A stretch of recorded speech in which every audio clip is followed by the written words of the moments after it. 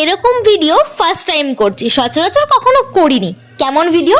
আমি আজকে ফুল একটা জন্মদিন বাড়িতে, মানে আমার বান্ধবীর জন্মদিন বাড়িতে কি কি খেয়েছি, জাস্ট মেনু, সেটা তোমাদের সাথে আজকে শেয়ার করব। প্রথমে কেক কাটার পর টুকুস করে আমি কেকটা তুলে নিয়ে খেয়ে নিলাম এক টুকরো কেক। আহা, কেকটা খেতে খুবই সুন্দর ছিল। আফটার অল মিও আমোরে, মিও আমোরে, আমার মতো কারা কারা মিও আমোরের কেক খেতে ভালোবাসে সেটা কিন্তু ডেফিনেটলি জানিও।